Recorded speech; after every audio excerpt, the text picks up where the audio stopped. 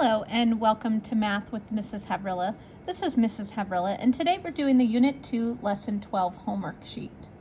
Today in this lesson we decomposed in order to find area.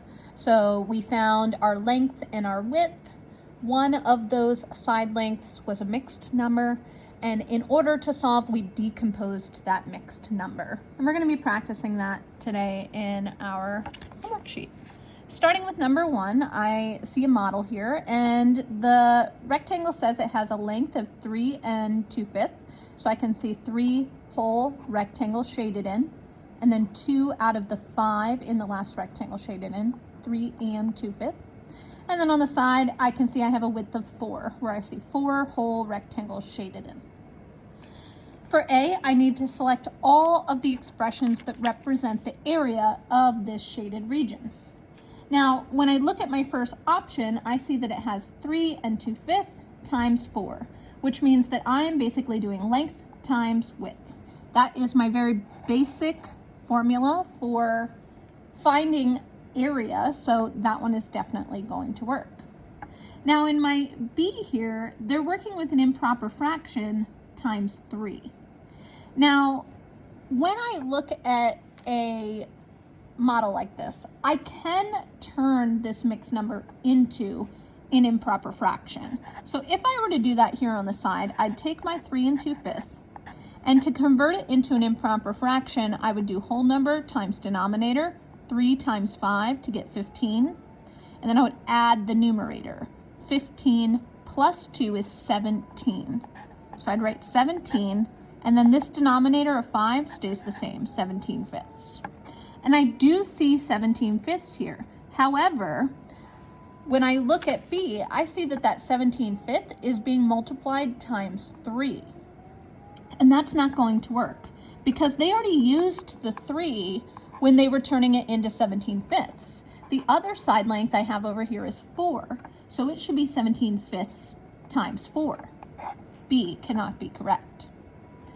For C, it looks like they are trying to decompose. So they took the 4 and they're multiplying it times the whole number of 3. And then they took the 4 and they multiplied it times the fraction of 2/5, and they're adding those two numbers together. That is the way that we would decompose to solve. So C is correct.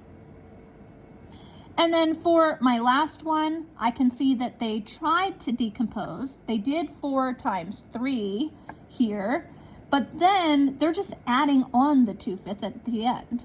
And they can't do that because they also have to multiply the 4 times 2/5. They can't just add it onto the end.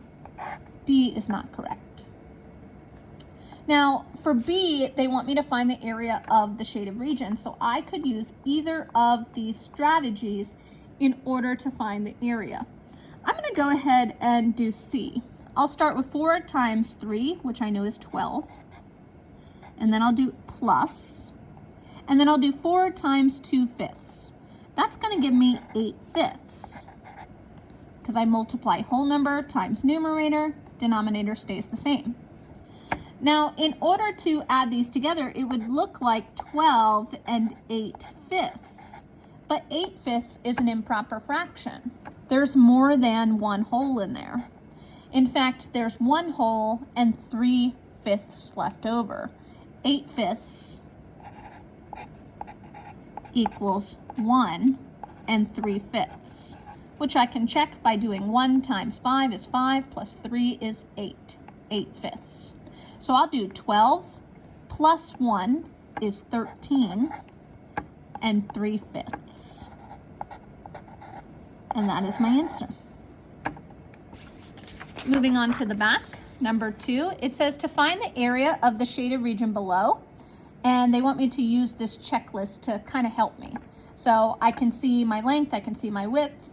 They want me to decompose it into 2 smaller rectangles. When I decompose, they're meaning they want me to do the 7 times the 4, and then the 7 times the 1/3. I'll write that out. 7 times 4 plus the 7 times the 1/3.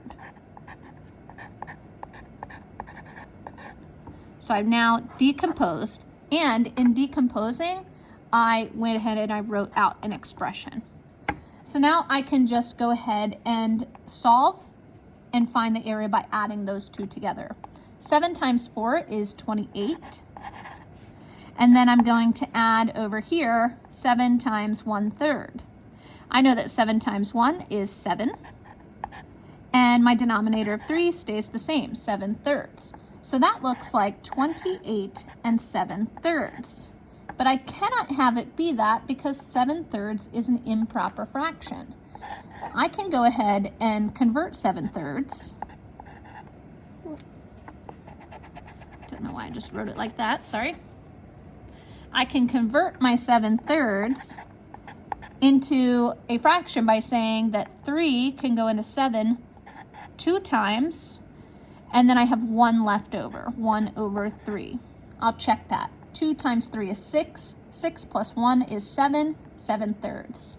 So I'll do 28 plus 2 to get 30, and then add the 1/3 onto the end. 30 1/3 is my answer. Last, I have my fluency practice, and I can see that they already have these kind of broken up for me in different stages. So they broke the first one up perfectly. I'll do 4 times 6 to get 24. 4 times 1/4 to get 4/4. And I know that 4/4 is the same as 1, because anytime that numerator and denominator are the same, they equal 1 whole. 24 plus 1 is 25. For B, they broke it up into 3 times 7, and then 3 times, I need the 2/10 now, so I'll write in the 2/10. 3 times 7 is 21. 3 times 2/10 is going to be 3 times 2 to get 6/10. And I'll just put those two numbers together, 21 6/10. Now, if you want to go even further, you could say that this would simplify into 21 3/5, because both numbers are even, so they can both be divided by 2. 6 divided by 2 is 3. 10 divided by 2 is 5.